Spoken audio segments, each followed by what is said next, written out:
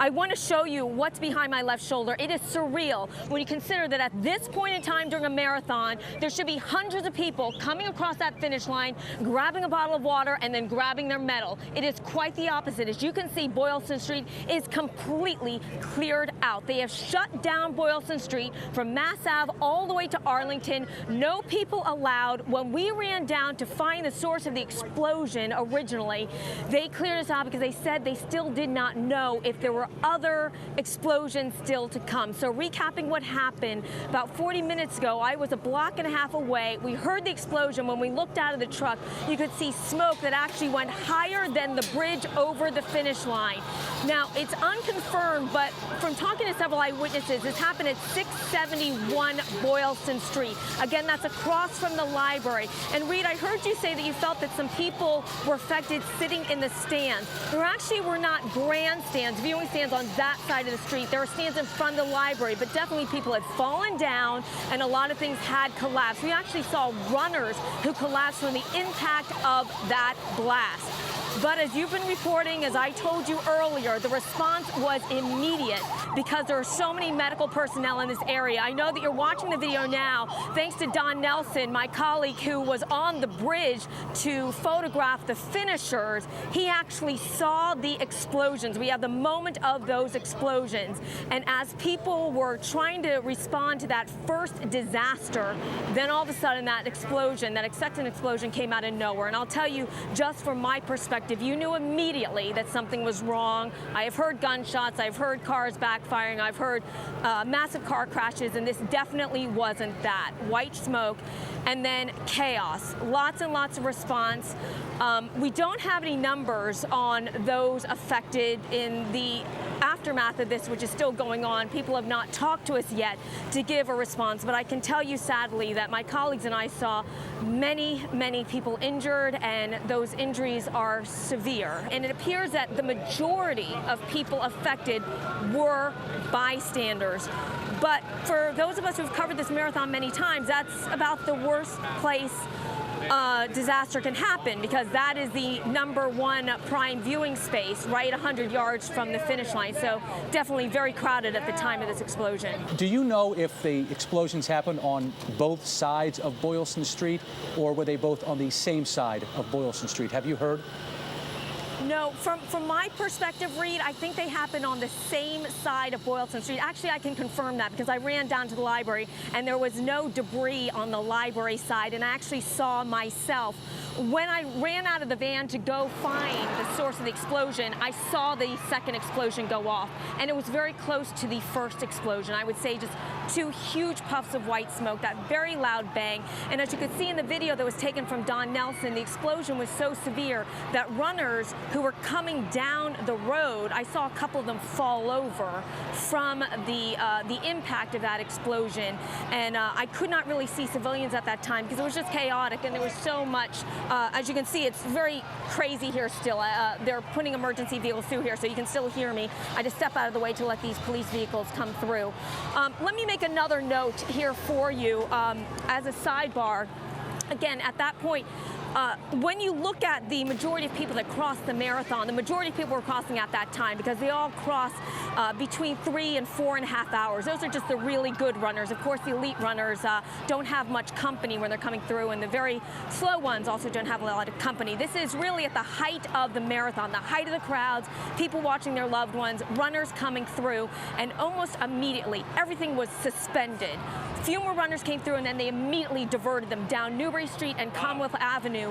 Those runners probably having no idea what was going on, that this was happening on that final stretch of the marathon, the place that they envisioned during their whole run of reaching, where they have trained months and months to reach on this very, very special day. Now I'm going to ask Jeff, my colleague, to turn around, and you can see that more people are being cleared out. Let's turn around and look here at St. James Street, I should say, St. James Street, that more people are being cleared out. More emergency vehicles are screaming down this road. And Jeff, if I can have you now turn around to the other direction towards Boylston Street, bear with us.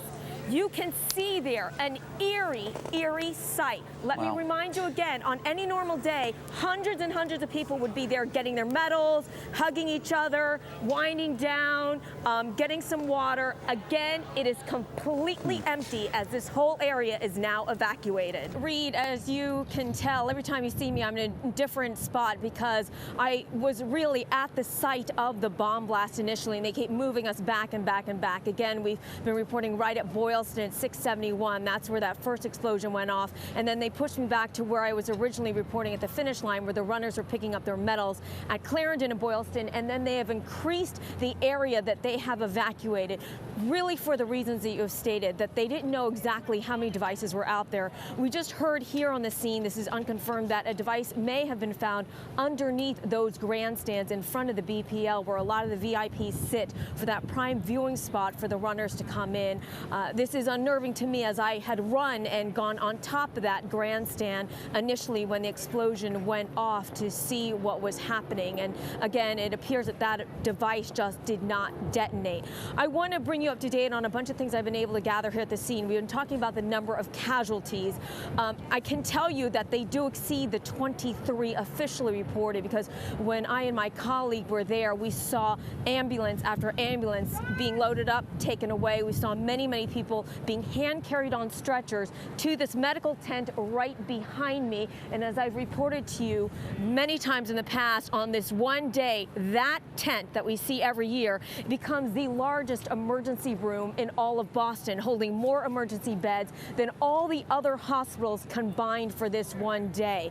And I want to alert you about another problem that's happening down here that is really heartbreaking. You have these runners that have been triumphant in their training and making this incredible achievement, and they've been coming out to us in tears because A, they cannot meet their loved ones at the pre-assigned meeting spots because those have all been evacuated. All the restaurants here, all the stores, this area is now evacuated. That's number one problem. The second problem is that the cell phone service has been shut down in order to prevent the detonation remotely of any other devices. So you can only imagine how frantic it is. We begin our coverage tonight with 7's Janet Wu, and she was there when those bombs went off. Janet? Reed, those blasts so strong they shook our news van about a block and a half away. This all happening 4 hours, 9 minutes, and 44 seconds into the official marathon start time for the majority of runners. That is really the height of the marathon, when a large part of that field is making its way towards the finish line. Those explosions turning what is normally a joyous day here in Boston into a tragic one.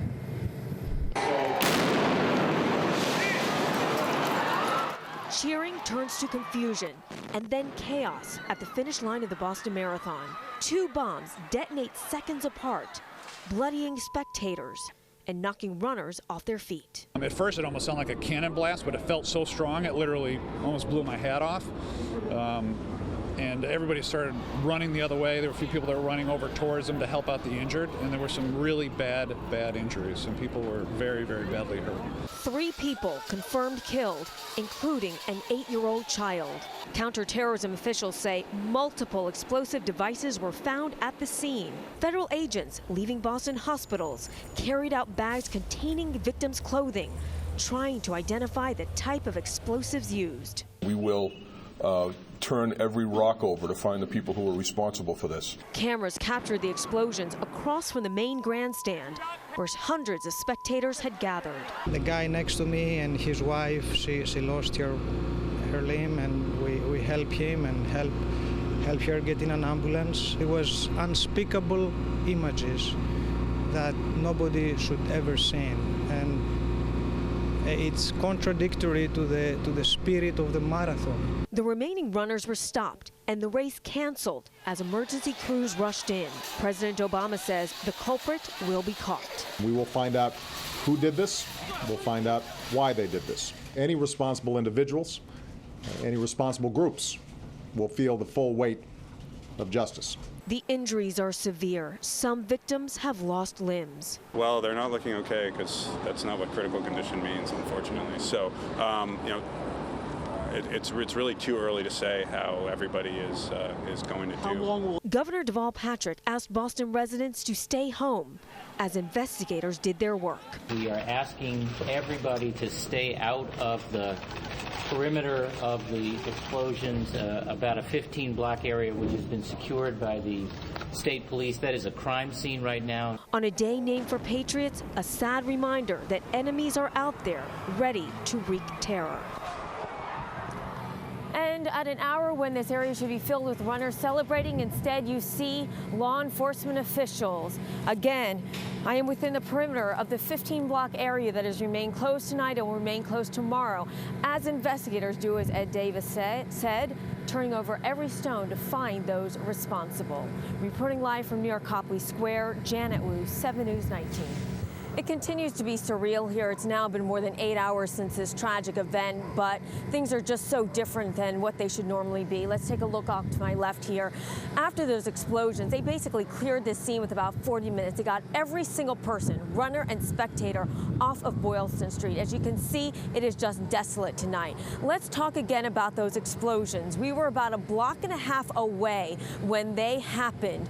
It was just before 3 o'clock, a little more than 4 hours into the marathon, and that means a large amount of that field of runners was at that point making their way to the finish line, because these are all, kind of mid-range runners. And by the way, you can hear behind me barriers being moved for more emergency vehicles to go through. That's the noise there. Anyway, the first bomb, just a shock. People thought a cannon might be going off for some celebratory reason, but when the second explosion, the second bomb went off, it was unmistakable that something horrible was happening. I and some of my colleagues, as well as other people, runners, spectators, all rushed to the scene to try and figure out what was going on. Other people were rushing in to try and help, and it was just amazing. Ambulances arrived, but a lot of the injured we saw being carried out on stretchers or being carried out by people. And as we now know, more than 140 people injured tonight, taken to all the great hospitals around Boston, where they're getting very good care, but again, suffering devastating injuries. And tonight, back here near Copley Square, where normally people would be spending a late night celebrating the run, going to take another look at the finish line, it is empty except for these emergency personnel. And as we heard from Ed Davis, investigators turning over every rock in order to find who was responsible. Reporting live from near Copley Square, Janet Wu, 7 News 19.